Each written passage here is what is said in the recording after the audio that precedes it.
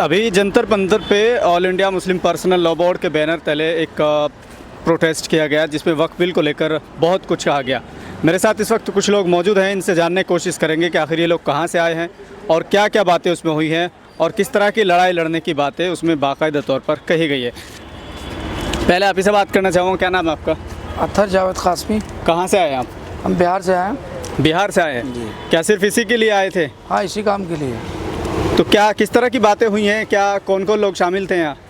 मुस्लिम परसला के जो हमारे सदर हैं मौलाना, वो भी मौजूद थे। तमाम खालिद सैफुल्लाह साहब, उसके अलावा तमाम जितनी भी छोटी छोटी तंजीमें हैं, बड़ी बड़ी तंजीमें हैं, तमाम तंजीमों के ज़िम्मेदारान भी थे। कई सांसद थे, कई दानिशवरान थे। यानी पूरे उत्तराखंड, उत्तर प्रदेश, हरियाणा, यानी मुल्क के मुख्तलिफ़ सूबों से लोग यहाँ पर तशरीफ़ लाए थे और सबों ने ये आज़म लिया है कि जब तक ये वक्फ तरमीमी बिल 2024 सरकार वापस नहीं लेती है, हम लोगों का एहतजाज जारी रहेगा। हम लोग गांव से शुरू करेंगे, कस्बा में जाएंगे, शहर में जाएंगे, फिर एहतजाज का सिलसिला ये जारी रहेगा। जब तक ये बिल सरकार वापस नहीं लेती है, हम लोग ये धरना प्रदर्शन लोकतांत्रिक तरीके पर, जो हमारा कानून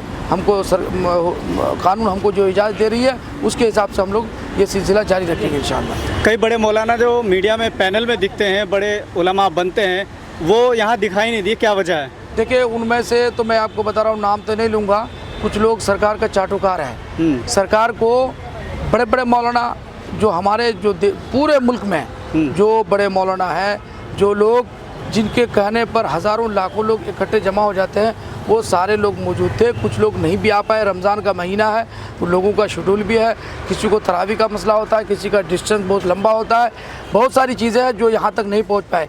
फिर भी उसके बावजूद भी कसीर तादाद में उलमा, हुफ़ाज़ कराम और दानिशवरान, हिंदू, मुस्लिम, सिख, ईसाई, तमाम मज़हब के लोग यहाँ मौजूद थे। कई लोगों की तरफ से कहा जा रहा है कि क्या दिक्कत है अगर सरकार इसकी सुरक्षा करती है तो? मैं कह रहा हूँ, सरकार को लाने में क्या अच्छाई है? सरकार ये बताए ना, हम जो चीज़ नहीं खाना चाहते हैं आप ज़बरदस्ती खिलाना चाह रहे हैं, जो चीज़ हम नहीं लेना चाह रहे हैं ज़बरदस्ती देना चाह रहे हैं, तो सरकार हम पर थोपना चाह रही है। ये इस बहाने से, इस बिल के बहाने से हमारी खानकाहें, मस्जिदें, हमारी दरगाहें, ये तमाम संस्थाएँ को छीनना चाह रहे हैं। जो स्कूल, कॉलेज जो सब चल रहे हैं, ये सब छीनना चाह रहे हैं। तो इन तमाम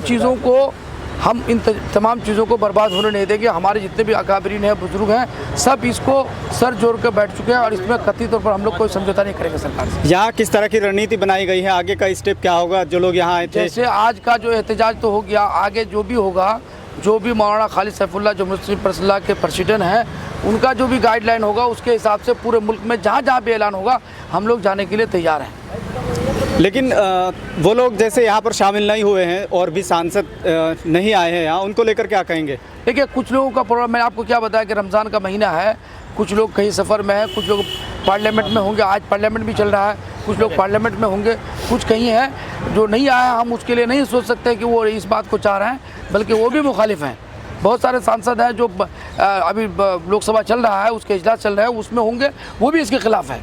अभी कई लोग कह रहे थे कि मुस्लिम पर्सनल लॉ बोर्ड नहीं चाहता कि यहाँ पर भीड़ इकट्ठा हो, क्योंकि उन्होंने इस संडे के दिन इसको नहीं रखा ताकि जनता जो दिल्ली की है वो भी इसमें शामिल हो सके।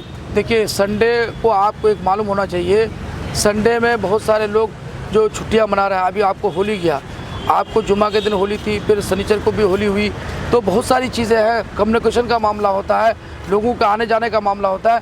जो मौलाना खालिद सैफुल्लाह जो मुस्लिम परसला के सदर है, उनको जैसा लगा, उनका जो हुक्म हुआ, चाहे जुमे को होगा तो जुमे को, शनिचर को होगा शनिचर को, जब भी बुलाया वो हम लोग जाने के लिए तैयार हैं।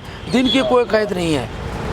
कुर्बानी की बात की गई है, किस तरह की कुर्बानी देने के लिए तैयार है? कुर्बानी यही है कि हम लोकतांत्रिक तरीके पर हम लोग एहतजाज करेंगे, गांव से शुरू करेंगे, कस्बा में जाएंगे, शहर में आएंगे, जो हमारे राइट है, जो कानून हमें राइट दे रहा है, उसके हिसाब से हम लोग एहतजाज करेंगे। तो वक्त की कुर्बानी, जान की कुर्बानी, माल की कुर्बानी, ये जो अभी हम आए अपना पैसा खर्च करके, माल की कुर्बानी है, जान की कुर्बानी है, यही कुर्बानी है। और क्या कुर्बानी? कुर्बानी का मतलब तो ना है कि हम अपने आप को ये कर ले, फांसी लगा लेंगे, ये कुर्बानी है क्या?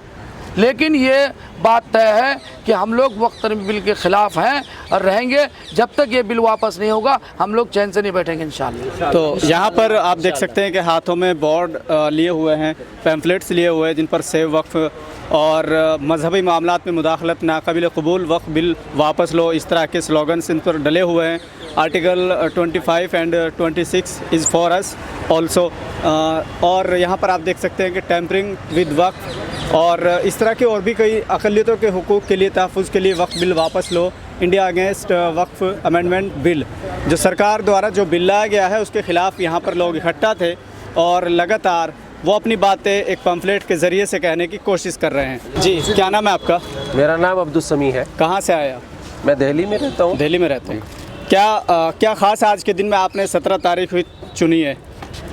दिन तो सारे एक जैसे हैं और काम किसी न किसी दिन तो करना ही है, तो ख़ास और गैर ख़ास का तो कोई ताल्लुक़ ही नहीं है। 17 हो, 13 हो, 25 हो, 21 हो। ये धरना जो आपने दिया है, क्या इससे आपको लगता है कि कुछ लाभ आपको मिल पाएगा? देखिए, लाभ मिले ना मिले ये हमारे हाथ में नहीं है, ये अल्लाह के हाथ में है और नीचे सरकार के हाथ में है। हमारी ज़िम्मेदारी है कि जहाँ भी हमारे हक़ की हक़ तलफियाँ होंगी, जमहूरी तरीक़े से हमारे इस मुल्क के कॉन्स्टिट्यूशन ने, आइन ने, संविधान ने ये अधिकार, ये राइट्स दिए हैं कि हम अपनी बात को अमन और शांति के तर्ज पर प्लेटफॉर्म से आवाज़ बुलंद कर सकते हैं, अपनी बात को रख सकते हैं। ये अधिकार, ये हक़ हमें हासिल है इस मुल्क